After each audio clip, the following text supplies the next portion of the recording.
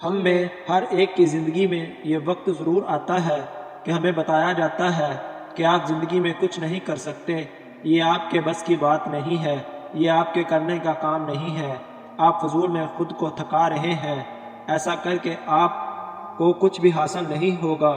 تو ہم یہ سب سن کر ہمت ہار جاتے ہیں، یہ خود کچھ کرنے کی سوچ کو خود سے دور کر دیتے ہیں، کام کرنے سے پہلے ہی ہم خود کو ناکام تصور کر لیتے ہیں۔ آج کی اس کہانی کو سننے کے بعد اس عادت پر کافی حد تک قابو پا لیں گے۔ مینڈکوں کا ایک گروہ جنگل میں سے گزر رہا تھا کہ راستے میں ایک گہری کھائی آ گئی۔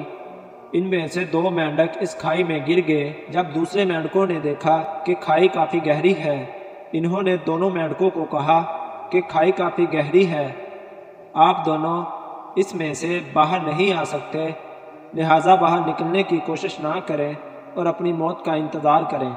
ان دونوں مینڈکوں نے ان کی باتوں کو نظر انداز کیا اور اس کھائی سے باہر نکلنے کے لیے چھلانگیں لگانے لگے۔ باہر موجود مینڈک ان کو سمجھاتے رہے کہ یہ کوشش ان کی فضول ہے، اب ہار مان لینی چاہیے کیونکہ وہ کبھی بھی باہر نہیں آ سکیں گے۔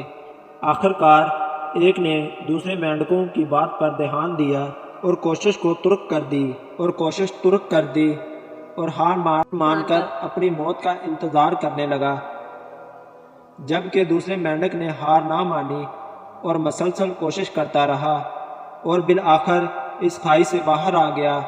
جب یہ باہر آیا اور دوسرے مینڈک کہنے لگے کہ کیا تم نے ہماری بات نہیں سنی؟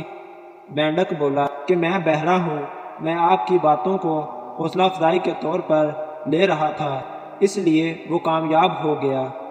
دوستو، اس کہانی سے ہمیں سبق ملتا ہے کہ اپنے مقصد کے حصول کے لیے بہرے بن جائیں، کبھی بھی لوگوں کی باتیں دل پر نہ لیں اور اپنے مقصد سے کسی بھی حال میں پیچھے نہ ہٹیں۔